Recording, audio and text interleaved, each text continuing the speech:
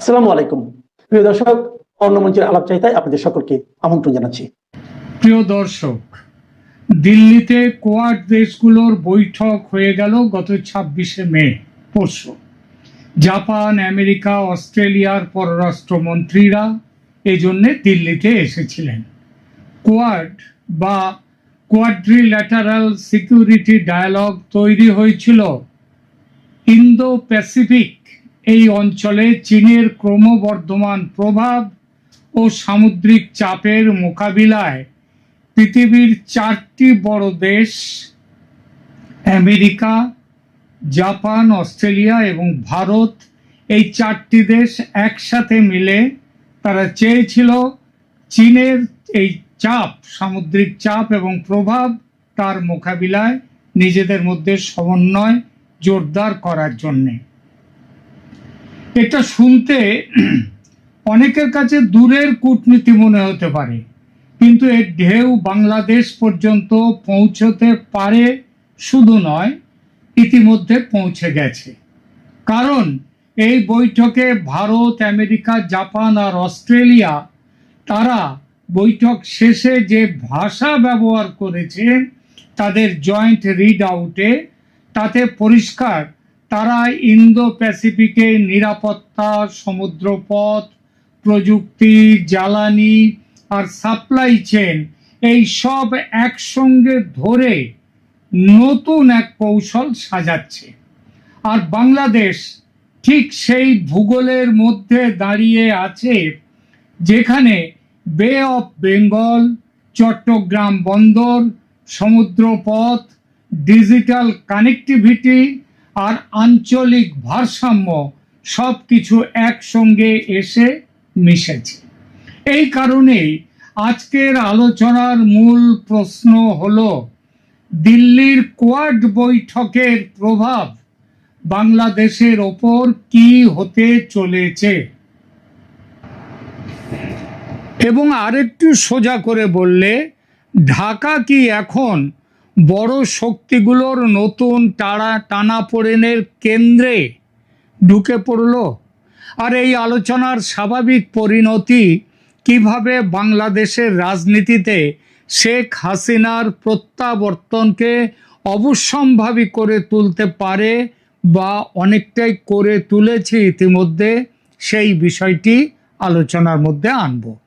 প্রথমে খুব সংক্ষেপে বুঝে নিই এবারের দিল্লির কোয়াড বৈঠক কি বার্তা দিয়েছে। যৌথ বিবৃতিতে তারা ফ্রি অ্যান্ড ওপেন ইন্দো প্যাসিফিকের কথা বলেছে। সাউথ চায়না সি আর ইস্ট চায়না সিতে চীনের জবরদস্তি আচরণ নিয়ে উদ্বেগ জানিয়েছে। মেরিটাইম ডোমেন অ্যাওয়ারনেস বা সমুদ্র সংক্রান্ত সচেতনতা জোরদার করার কথা বলেছে। আর ক্রিটিক্যাল মিনারেলস, যে রেয়ার মিনারেলস যেগুলোকে বলা হয় রেয়ার মেটালস, সেই secure undersea cables, trusted technology এবং ফিজিতে পোর্ট ইনফ্রাস্ট্রাকচারের মতো বাস্তব পদক্ষেপ ঘোষণা করেছে। অর্থাৎ এটা শুধু রাজনৈতিক বিবৃতি নয়, এটি নিরাপত্তা, অর্থনীতি, প্রযুক্তি আর অবকাঠামো সব মিলিয়ে একটা স্ট্র্যাটেজিক প্যাকেজ নিয়ে এসছে। এখন প্রশ্ন, এই বিবৃতিতে কি বাংলাদেশের নাম আছে? না, বাংলাদেশের নাম নেই, কোথাও নেই। শেখ হাসিনার নাম নেই। বাংলাদেশের নির্বাচন নিয়েও কিছু নেই। এমনকি বাংলাদেশের অভ্যন্তরীণ রাজনীতি নিয়েও একটি লাইন নেই। কিন্তু এখানে খুব গুরুত্বপূর্ণ একটি বিষয় আছে। কারণ অনেক সময় আমরা রিজিওনাল কম্পিটিশনকে খুব দ্রুত ডোমেস্টিক রেজিম চেঞ্জ গল্পে নিয়ে চলে যাই।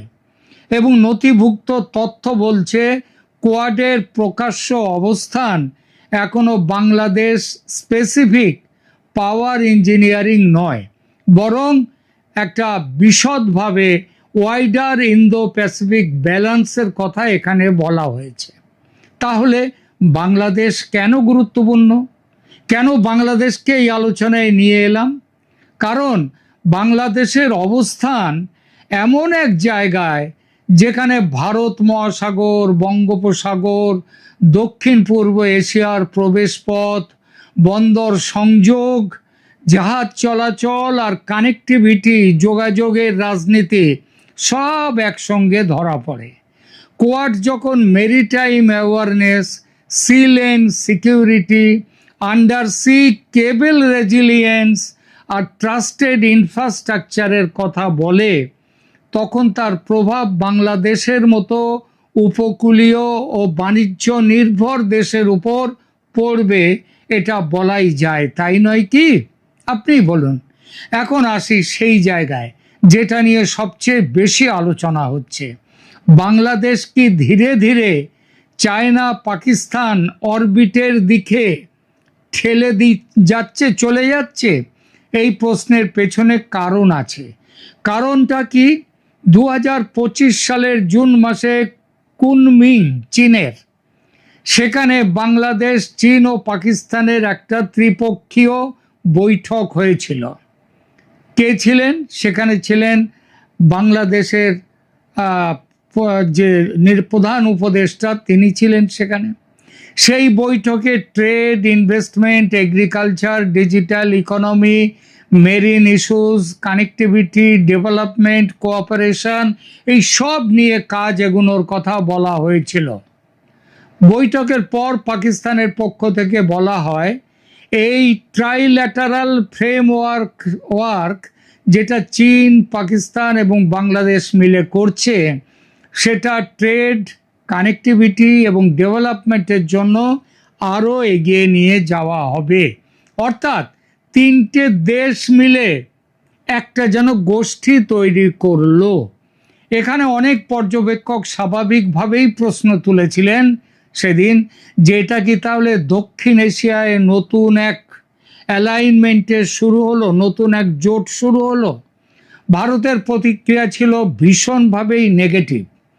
আমেরিকাও খুশি হয়নি এবং সেই প্রতিক্রিয়া দেখে বাংলাদেশের অন্তর্বর্তী সরকার তাড়াতাড়ি বলে দেয় যে কুনমিং ট্রাইল্যাটারাল কোনো পলিটিক্যাল অ্যালায়েন্স নয়, এটা কোনো জোট নয়, এটি কারো বিরুদ্ধে কোনো দল গঠন নয় এবং এতে কোনো ব্লক ফরমেশনের প্রশ্ন নেই।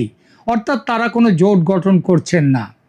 বাংলাদেশ সরকারের মনে যাই থাক, অন্তত প্রকাশ্যে তারা বলতে বাধ্য হয়েছিল যে তারা চায়না পাকিস্তান ক্যাম্পে ঢুকে পড়েনি। তারা ইস্যু বেসড, অর্থাৎ বিষয় ভিত্তিক এনগেজমেন্ট করছে এই মাত্র। এই জায়গাতেই কোয়াডের দুশ্চিন্তার আসল রূপটা বোঝা দরকার। কোয়াডের উদ্বেগ সম্ভবত এটা নয় যে বাংলাদেশে অমুক দল, বিএনপি থাকবে না জামাত থাকবে, এগুলো নয়। বরং বড় প্রশ্ন হলো, বাংলাদেশ কি এমন এক কৌশলগত রাস্তায় হাঁটছে যেখানে বেজিং এবং ইসলামাবাদের সঙ্গে কোঅর্ডিনেশন ধীরে ধীরে ইকোনমিক কন্ট্যাক্ট, অর্থনৈতিক যোগাযোগ থেকে সিকিউরিটি রেলিভেন্ট অ্যালাইনমেন্ট, অর্থাৎ সিকিউরিটির গড়ার একটা জোটে তৈরি হচ্ছে? শেখ হাসিনার পর থেকে বাংলাদেশ ও পাকিস্তানের মধ্যে যেভাবে সম্পর্ক গভীর করার কাজ শুরু হয়েছে, তাতে কোয়াড দেশগুলোর চোখ কিন্তু কপালে উঠেছে, কারণ তারা জানে যে এই জোটের মধ্যে রয়েছে চীন, আর চীনকে আটকাবার জন্যই কোয়াডের তৈরি। সাম্প্রতিক মাসগুলোতে বাংলাদেশ ও পাকিস্তানের মধ্যে উচ্চ পর্যায়ের সফর ও প্রতিনিধি দল বিনিময়ের বহু ঘটনা ঘটেছে, যার মধ্যে কয়েকটা উল্লেখযোগ্য আমি বলছি। অতি সম্প্রতি এই মে মাসে পাকিস্তানের প্রধানমন্ত্রী শাহবাজ শরীফ এবং সেনাপ্রধান জেনারেল সঈদ আসিম মুনির তারা ঢাকা সফর করেছেন। এছাড়া আগস্ট 2025-এ পাকিস্তানের উপপ্রধানমন্ত্রী ও পররাষ্ট্রমন্ত্রী মোহাম্মদ ইসাক দার দ্বিপাক্ষিক সফরে ঢাকায় এসেছিলেন। দীর্ঘ 13 বছর পর পাকিস্তানের কোনো পররাষ্ট্রমন্ত্রীর এটাই ছিল প্রথম বাংলাদেশ সফর। নভেম্বর 2025-এ পাকিস্তানের নৌবাহিনীর প্রধান অ্যাডমিরাল নাভিদ আশরাফ তিনি বাংলাদেশ সফর করেন এবং বাংলাদেশের সেনাপ্রধান ও নৌপথ বাহিনীর প্রধানের সাথে বৈঠক করেন। একইভাবে বাংলাদেশ থেকেও পাকিস্তান সফরের একাধিক ঘটনা ঘটেছে। 2026 মে মাসে বাংলাদেশের সিভিল সার্ভিসের 12 জন গরিব কর্মকর্তা একটি প্রতিনিধি দল 2 সপ্তাহের এক্সিকিউটিভ লিডারশিপ ট্রেনিং কর্মসূচিতে অংশ নিতে পাকিস্তান সফর করেছে। আগে এবং এছাড়া যে তাদের নতুন সিভিল সার্ভিসের যারা আসছেন তাদেরও পাকিস্তানের ট্রেনিং দেয়া হচ্ছে। আগে এই ট্রেনিং নিত তারা বাংলাদেশ সিভিল সার্ভিস ভারতে আসতো এই ট্রেনিং নিতে। সেই পরম্পরা এবার ভেঙে দিল বাংলাদেশ। জানুয়ারি 2026 বাংলাদেশ সশস্ত্র বাহিনী বিভাগের principal staff officer PSO lieutenant general SM Kamrul Hasan তিনি পাকিস্তান সফর করেন এবং সেখানে তাদের সেনা প্রধানের সঙ্গে বৈঠক করেন। সেপ্টেম্বর 2025 বাংলাদেশের তৎকালীন প্রধান উপদেষ্টা ডক্টর মোহাম্মদ ইউনূস জাতিসংঘের সাধারণ অধিবেশনের সাইডলাইনে পাকিস্তানের প্রধানমন্ত্রী শাহবাজ শরীফের সাথে দ্বিপাক্ষিক বৈঠক করেন। পাকিস্তান ও বাংলাদেশের মধ্যে নতুন করে দ্বিপাক্ষিক ও প্রতিরক্ষা সম্পর্ক জোরদারের অংশ হিসেবে এই সমস্ত সফরগুলো হয়েছে। একইভাবে বাংলাদেশের নেতা মন্ত্রী সেনা বিভাগের বড় কর্তারা প্রায় নিয়ম করে চীন সফরে গেছেন, পাকিস্তান সফরে গেছেন। চীন থেকেও নানান ডেলিগেশন নিয়মিত এসেছে বাংলাদেশে। বাংলাদেশ পাকিস্তান থেকে JF-17 যুদ্ধ বিমান ক্রয়ের চুক্তি করেছে।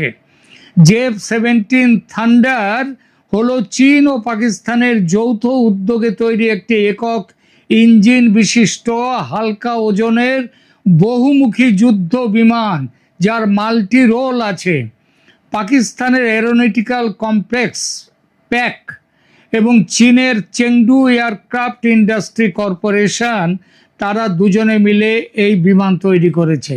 এই বিমানের ব্লক 3 যে মডেল সেটি সর্বাধুনিক। সম্প্রতি বাংলাদেশ ও পাকিস্তানের সামরিক সহযোগিতার অংশ হিসেবে অত্যাধুনিক JF-17 ব্লক 3 এর কমব্যাট সিমুলেটর হস্তান্তরের খবর আন্তর্জাতিক ও আঞ্চলিক উভয় সূত্র থেকেও এসেছে। প্রশ্ন উঠেছে, ভারতের পেটের মধ্যে থাকা 3 দিক ভারত দিয়ে ঘেরা গরিব দেশ বাংলাদেশের এই বিপুল যুদ্ধ প্রস্তুতি কার বিরুদ্ধে? অবশ্যম্ভাবী নামটা উঠে আসে ভারত। তারা ছাড়া একটা আছে আরাকান সেনাবাহিনী। এইটাই তো মুখে তাই যতই অস্বীকার করুক বাংলাদেশ, চীন আর পাকিস্তানের সঙ্গে মিলে একটা জোট তৈরির পরিকল্পনায় যে সিরিয়াসলি তার বর্তমান শাসকদের মধ্যে আছে, ঘটনা প্রবাহ কিন্তু স্পষ্ট তার ইঙ্গিত দেয়।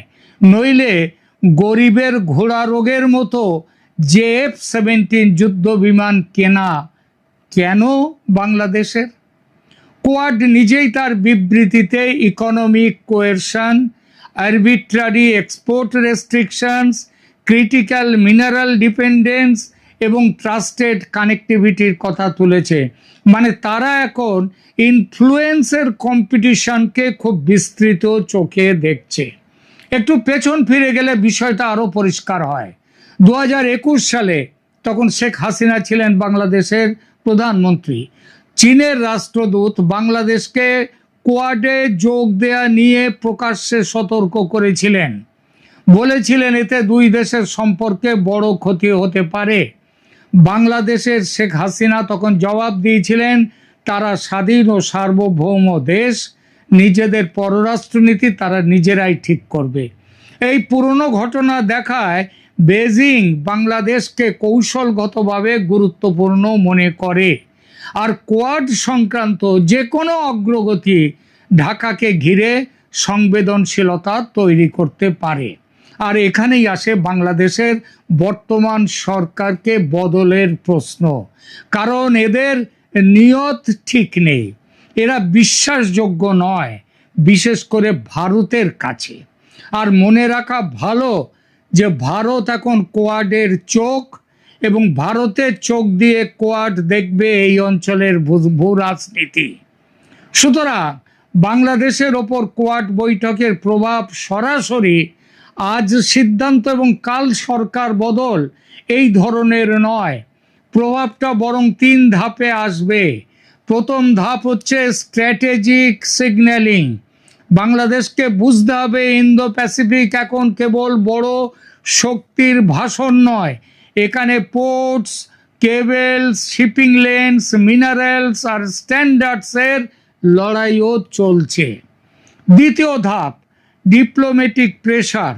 ঢাকাকে বারবার জিজ্ঞেস করা হবে, ঢাকার ওপর নজর রাখা হবে, সে ব্যালেন্সিং করছে নাকি কোয়াইটলি একেবারে নীরবে একপাশে সরে যাচ্ছে চীন পাকিস্তানের দিকে। তৃতীয় ধাপ পলিটিক্যাল ইন্টারপ্রিটেশন। বাংলাদেশের ভেতরের প্রতিটি বড় কূটনৈতিক পদক্ষেপকে বাইরের শক্তিগুলো, এই শক্তিগুলো নিজেদের লেন্স দিয়ে পড়বে। আর এখানেও মুখ্য লেন্স কার চোখে?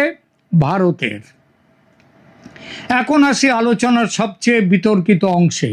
শেখ হাসিনাকে ফেরানো আর নতুন নির্বাচন আয়োজনের কথা কি সত্যি কোয়াড ভাবছে? উপস্থিত নথিপত্র এবং যৌথ বিবৃতি থেকে এর কোনো প্রমাণ পাওয়া যায়নি।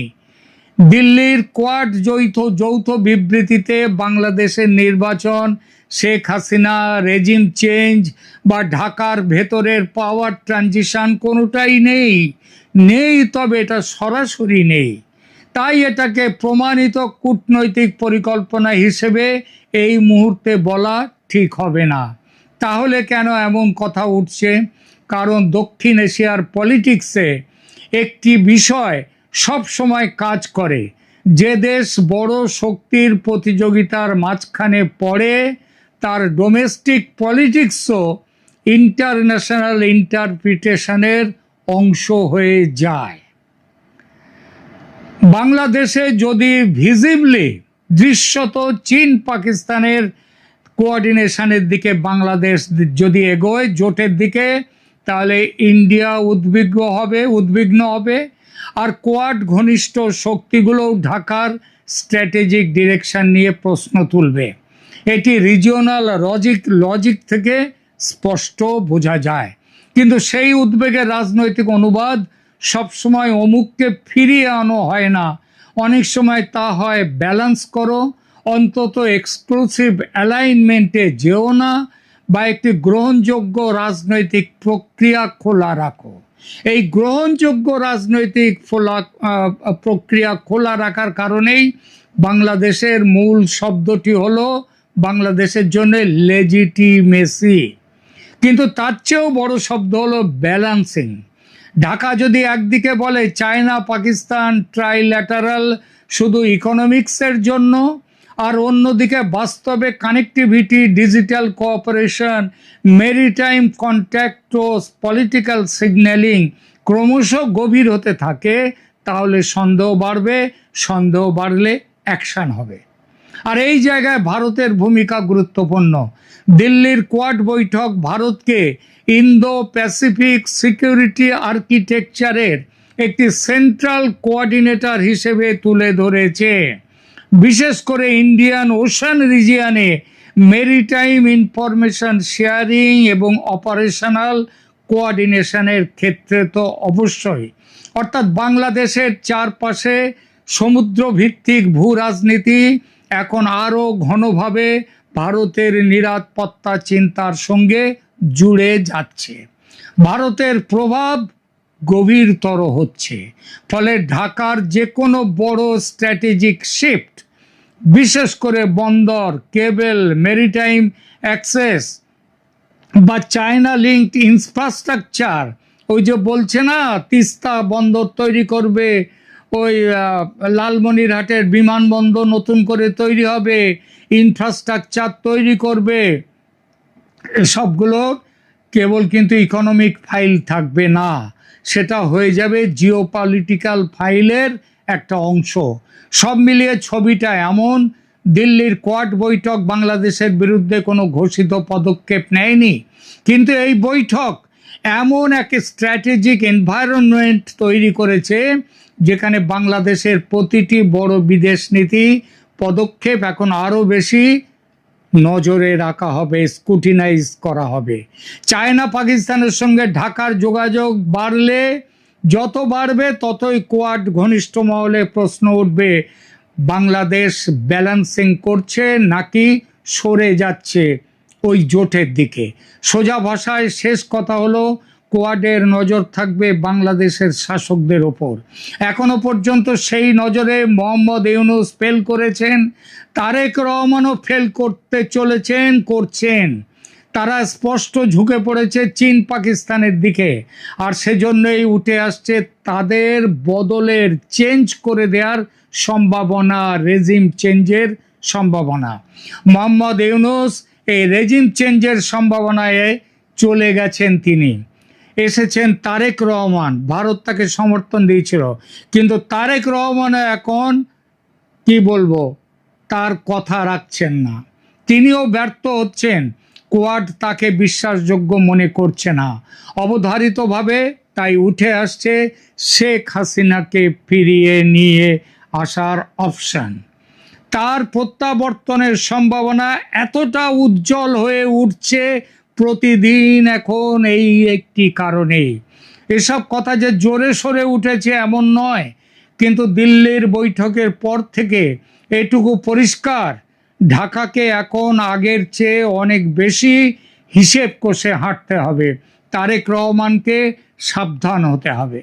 হাসিনার প্রত্যাবর্তন আসন্ন, ততদিন ভয় নেই তারকের। তিনি ফিরে যাবেন শেখ হাসিনা, তবে খেলা জমে উঠবে তার ফিরে যাওয়ার পর। একটু ভুলচুক করলেই হবে নতুন করে নির্বাচন, আর নির্বাচন হলে কে হবেন বাংলাদেশের নতুন প্রধানমন্ত্রী আমি বলবো না, আপনারাই বলুন। প্রিয় দর্শক, কমেন্ট করে জানান আপনার মতামত।